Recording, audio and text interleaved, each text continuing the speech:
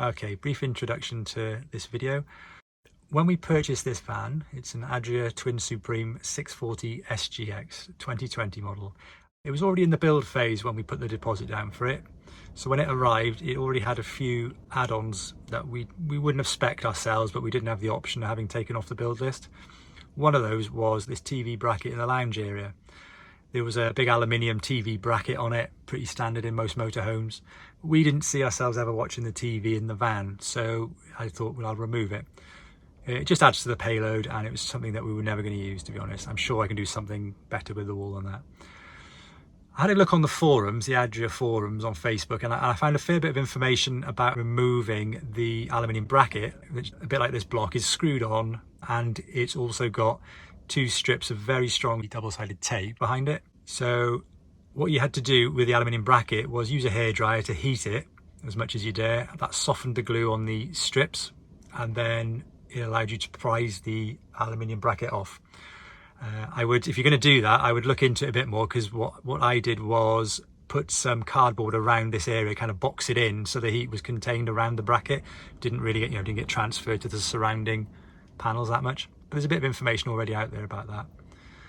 This block is what you're left with. I found it pretty unsightly. It's full of holes, and it just prevents you kind of putting any... I've already got a shelf that I fit with suction cups below it, I've removed for the video. I wouldn't mind putting some more up there. It's just a way of utilising this wall and getting a bit more out of the van, getting a bit more storage space. So I found a way of doing it. I took the plunge, I found a way of doing it which doesn't damage anything, and it leaves you with quite a nice result. I mean, you're still left with holes, but you've got the option now of plugging those or capping them off or putting something over the top of them. I mean, you already had those anyway. So if that's what you want to do, this is a video for you. Basically, to remove it, all I've used is some dental floss. I need a good few meters of that, which is obviously fairly cheap. It's nice and gentle when it comes to the woodwork. You're not going to mark the woodwork with it because, of course, it's not metal, it's not sharp, there's no teeth to it, and it just wears its way through the tape with a bit of elbow grease. I then use methylated spirits to clean up the area afterwards. It's a nice way of removing all of the sort of the greasy residue that's left behind by the tape. So the first stage of removal is to remove the 5 posi drive screws. They're PZ2 size. They're one of the things that holds this block onto the wall. That's probably going to be the easiest part of the job, to be fair.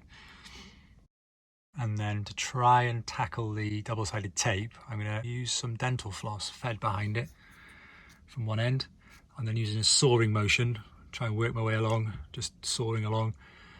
I've seen people do this with wire, but I thought the idea of the dental floss would be that it's less likely to damage anything. It's quite sort of yielding in terms of paintwork. It's not very hard, it's not very abrasive, but hopefully it'll be enough to saw through the double-sided tape. It might just take a while. Okay, about 5 minutes into it now, and what I found is, once I've got a few inches inside, it seems to be cutting it quite well. Once you get 5 minutes in, it starts snagging, because I think this board is so tight to the wall that you've got a lot of friction between the two boards, as well as the glue to cut through.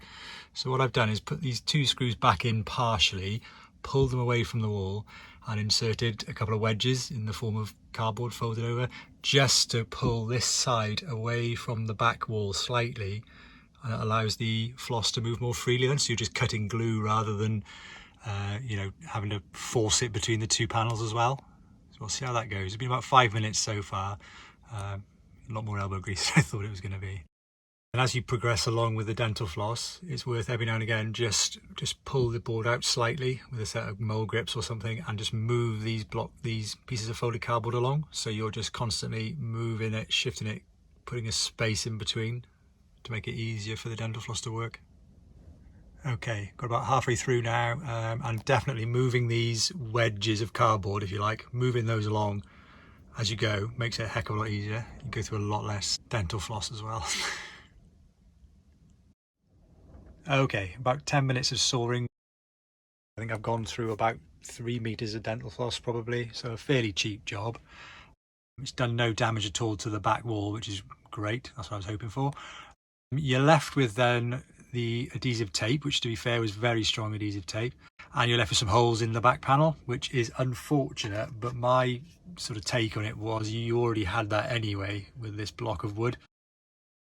If anything, that looks slightly better already, and it gives you the option then of filling it or plugging it or putting a shelf over it or something, I don't know. So next thing is just to clean up the adhesive. Okay, I'm about well, most of the way through removing the double-sided tape now. What I found is best is methylated spirit, which I just got from Screwfix, I think I had lying around, an old sock and a load of old elbow grease. You can see it's come up really nicely where I've removed it and buffed it up. It comes away really cleanly, doesn't leave any residue. This is just wet here though. A lot of elbow grease and a sore finger by the end of it, but it's looking good, I think.